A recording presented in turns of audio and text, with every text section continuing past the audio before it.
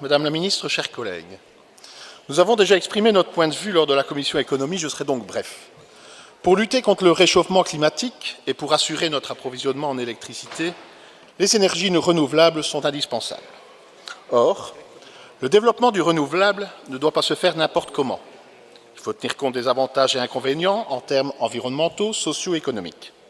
Il faut éviter les surcoûts et autres difficultés qui risqueraient de mener à un rejet massif des énergies renouvelables par la population. L'objectif du PS est donc de permettre le développement du renouvelable en limitant les coûts pour les consommateurs. À cet égard, le projet de loi est un pas dans la bonne direction. En 2013, le précédent gouvernement avait également mené une réforme pour faire baisser les coûts de l'éolien offshore. Dans son étude de 2015, la CREG a mis en évidence des éléments qui permettent de faire des économies nouvelles. Par rapport à 2013, il y a eu notamment des évolutions technologiques qui améliorent les performances des nouvelles turbines éoliennes. Il y a aussi eu d'importantes diminutions au niveau des taux d'intérêt, ce qui permet aux producteurs d'éoliens de financer leurs projets à moindre coût. Il y a donc des évolutions objectives qui permettent de diminuer le coût de soutien à l'offshore. C'est pour cette raison que le groupe PS votera en faveur de ce projet de loi. Chers collègues, ce projet de loi recueille un large soutien au sein de notre Parlement.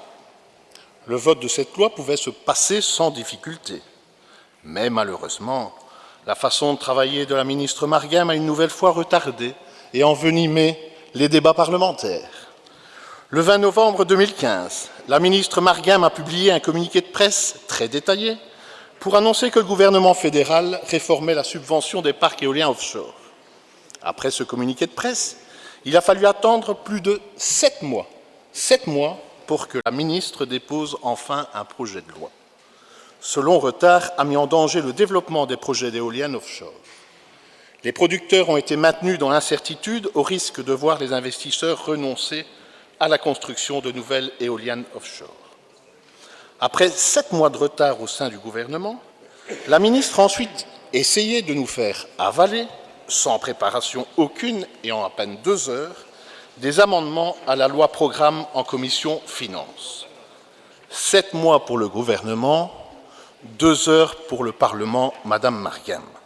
Ce sont des façons de travailler qui montrent un grand mépris pour le travail des députés.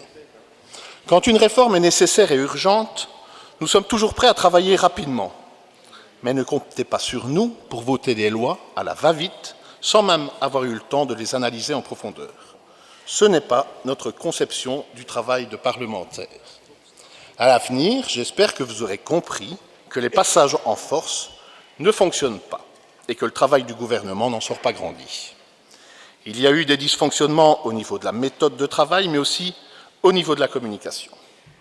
Alors que le gouvernement fédéral, avec beaucoup de culot, n'arrête pas de dénoncer la désinformation dont il serait victime, nous avons eu droit à un flagrant délit de désinformation dans son dossier de l'éolien offshore. Avant même que ce projet de loi ne soit déposé au Parlement, le maire et la ministre annonçaient sur les réseaux sociaux que la réforme du soutien à l'offshore allait rapporter 55 € par ménage. On s'est alors évidemment interrogé. S'agit-il de 55 € par mois ou peut-être 55 € par an?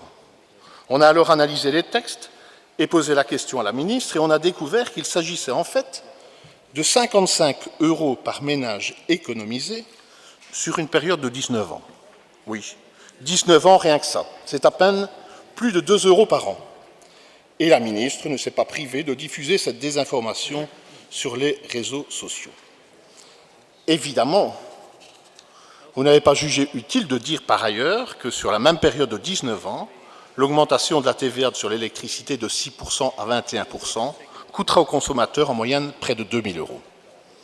Pour conclure, j'invite donc les consommateurs à faire leurs comptes et à juger par eux-mêmes d'où vient la désinformation.